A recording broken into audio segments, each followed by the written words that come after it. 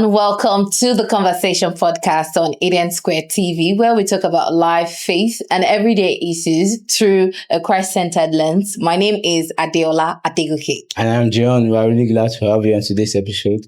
Today's episode is titled Relationships and Family in Today's Nigeria. Honestly, this topic is very important in our families and, relationship-wise and the country as a whole. Because, the way relationship and family matters goes on in Nigeria is different from the way it goes on outside country. So it's there's a lot of pressure of relationship, like too much pressure on how things. Our relationship. I agree with you. Yes, there's a lot of pressure. You have pressure from money, stress, culture, and even expectations. So, but in difficult times, even God's wisdom can guide us in our relationship and even direct us in our family affairs. But, let's start today's conversation with something that many couples, they are facing, and that's a marriage in hard times. What do you think about that? Definitely for me, I would say,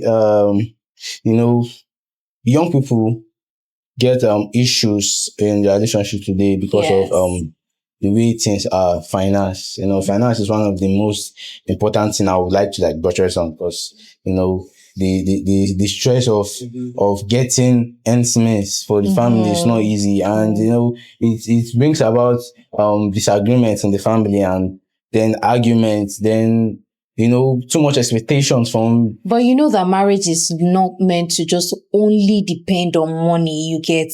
And the Bible even teaches us that marriage is built on love, patience, sacrifice, and commitment. I know, hard times comes, everyone goes through hard times, but the main thing in a relationship, when you go through those hard times, is to remain strong and, grow together as couple, come together, communicate, understand each other. And that issue is love when there's no money, because we, youth of today, most girls don't. She's already laughing. You know where I'm going to, because No, don't say because I'm already laughing, please. The thing is, I don't like money that much. Okay, now she's but I like money. even we men, we love money. Even the Bible says, there's the love of money. And that issue young people are facing currently is lack of money in a relationship. I will say it that way, because when you don't have a source of income and you're getting a relationship, like a man, you know yourself that you have to provide. Yes. So when you're getting a relationship, as a man, I feel, for me, if I'm going to a relationship, one thing I consider is, can I take care of this person? Can I afford the basic needs for this person? Can I feed two people? Before I now think of, feeding more than two.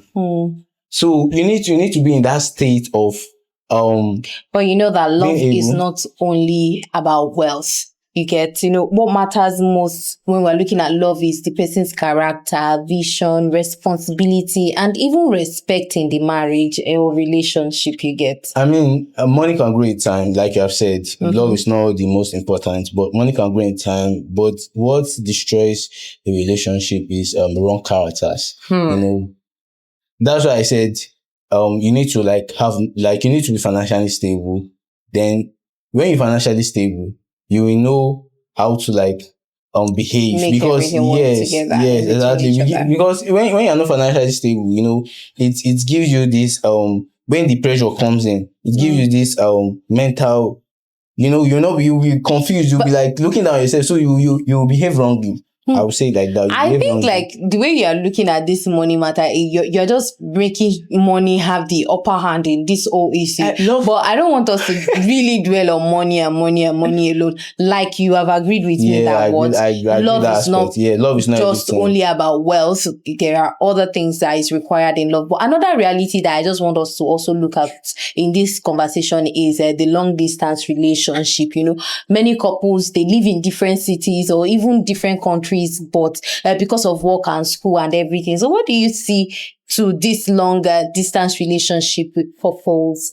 When you ask me a question, I like to personalize this first of all, because because I have to say it in my own way before I can like see it in other people's way. Mm-hmm. So I need to put myself in that shoe. So putting myself in that shoe, I will not advise long distance relationship, because even people doing short, like people having relationship like close they still have issues. Then when you're talking about long distance relationship, we talk about lack of trust, lack of communications, and not being patient. You know, those three things are important, and distance can cause all those things. Distance can give you those issues. You know that for sure. We now look at some Christians that are waiting on God, you know, that they are waiting for God's timing in marriage. What do you now consider? Because I think they go side by side, long distance relationship and then people waiting on God's timing for marriage. I think they go side by side. I mean, waiting it takes a lot of time. It's not easy to like wait, because you know it takes time. You have to be patient. You have to like, you know, it's difficult. Yeah, it's difficult. I will use that word to like describe it. It's difficult because you're in that space where you are just expecting. You don't even know. You are just there. So it's this with like faith.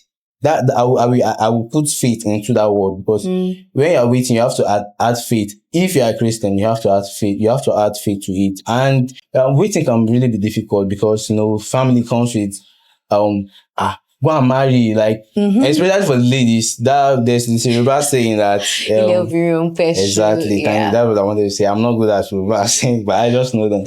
So like that pressure to get married quick, I think it's not fair enough for ladies. I will put out for the ladies, and then you need to be smart about things too. But you know that rushing into marriage is something that can lead to regret. Out of pressure from that person can actually lead you into regret, and then God's timing may not even always match our own expectation, because His plans are always, you know, wise and not our own plans. So if we look at it now, you looking at waiting for God's timing, and you have your own timing. A lot of people, that's the mistake they do when they are waiting. You give God timeline.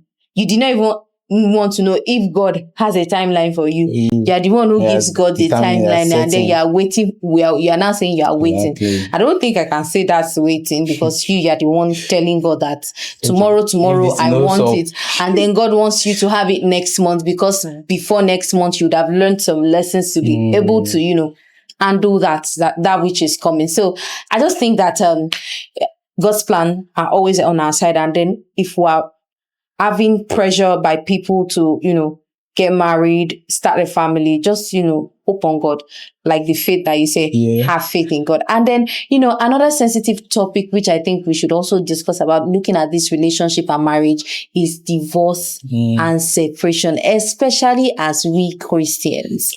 Like you said, it's related. You know, once you rush into something, you rush out back. So once there's that rush in a relationship, it leads to something like this. There's chances that you see more like garbage in, garbage out. Exactly. So the thing there is, as a Christian, marriage is meant to be a long-time covenant, because you take vows. You know, there are certain things you say, and you know words that comes out from your mouth. I mean, even with according to the will of God, you bring out those words, you say those words according to the will of God, then you know they are powerful. Yeah. So as a Christian, even though you are in a situation, my advice for everyone is, I don't want to be because you're not a marriage counselor here, but then, you know, I think that let me just help you out here.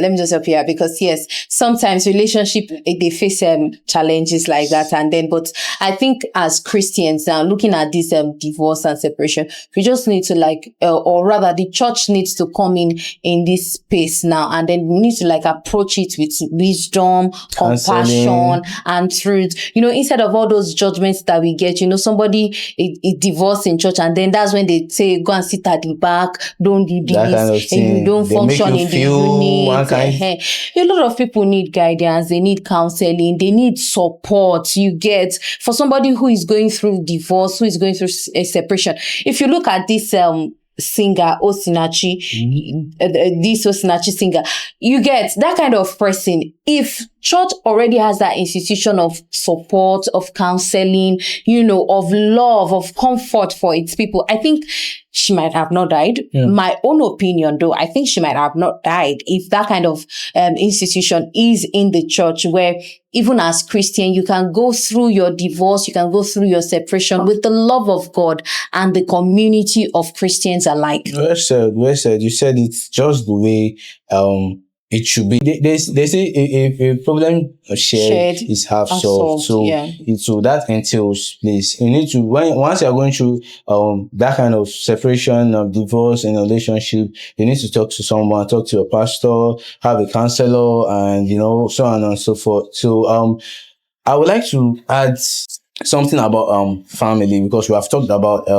relationships. Now I'm talking about family because we have this parenting issue in today's society.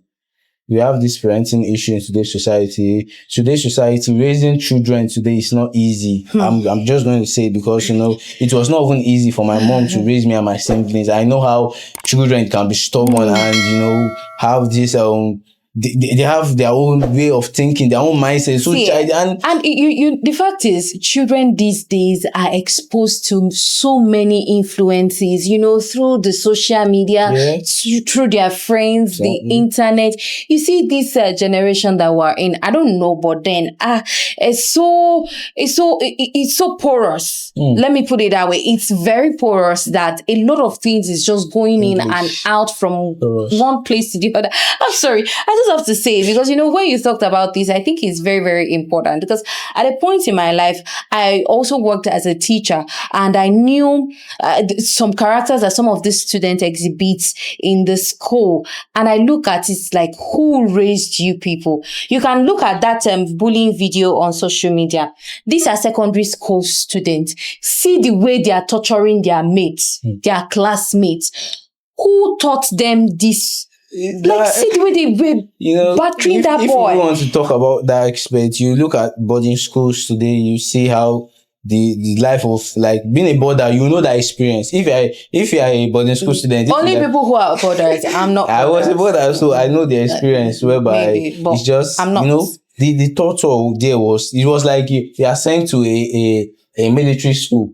That's how my own boarding school was. It was really tough. So this aspect of parenting, I mean, parents need to really look into it, because it's not easy, honestly, it's not easy to be a parent. I'm going to say it because some people are just so difficult to handle. Either being a child or, now from small they start. So either being a child or being an adult, it's not just easy to handle a person. So, I feel like most parents should, intentionally teach values very true, honesty, very important, discipline, faith, integrity, and like that, and so on and so forth. Most importantly, children should learn, what I'm saying? Learn from their parents, you understand? Learn, if you are in a space whereby your parent is a good person, and at the end of the day, you turn out to be a bad person.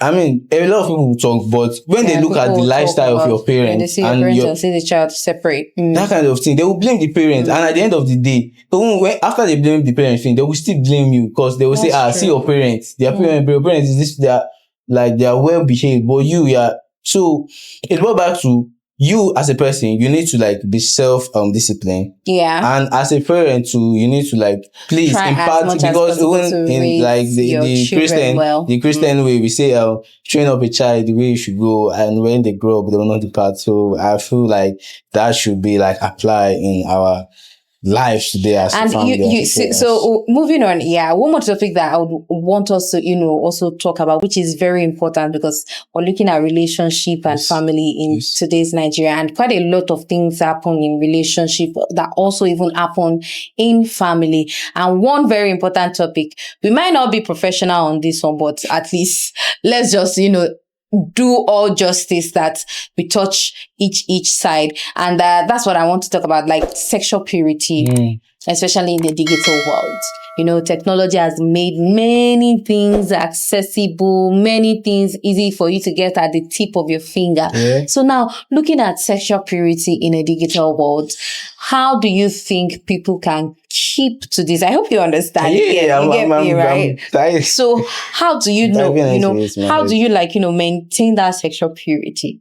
Man, it's a lot. I'm not going to lie, because it's not easy. Once you go online, there's a lot you see. Even if you are not maybe you don't intend to see those things, you may just stroll by and see it. And once your eye catch some things, you cannot see what you have seen. That's true.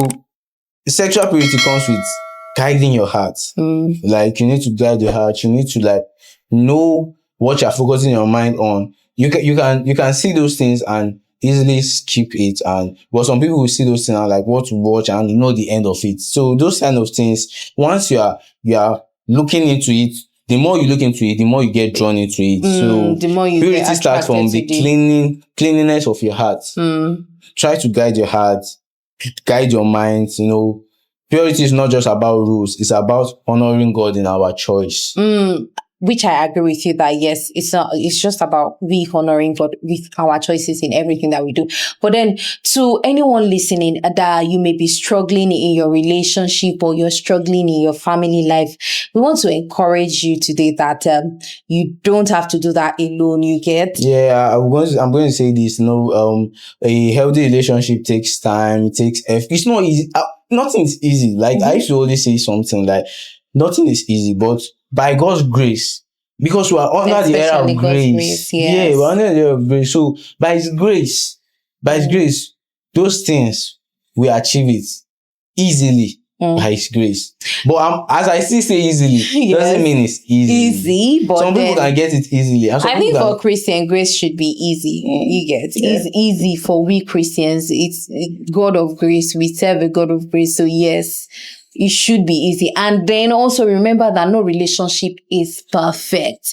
But with our wisdom, patience, and even with God's guidance in everything that we do, our relationship can grow stronger. Love, forgiveness, and understanding. They are powerful foundations to our relationship that can actually, help you stand firm and keep you going and growing. Yeah, thank you very much. If today's episode speak well to you, kindly share, comment, and share to friends, share to your neighbors, share to people that can benefit, people that are lacking faith. A lot of share people, to them. And also remember that healthy relationships are built intentionally. Yes. And it is one step at a time. No rushing. If you're rushing, we rush out too. See my hand. I'm not saying anything. So thank you for staying with us this time. I will say it again. Don't forget to comment, share, and continue to subscribe to Eden Square TV for more conversations like this. We appreciate you all. Thank you for joining us. See you all in the next episode.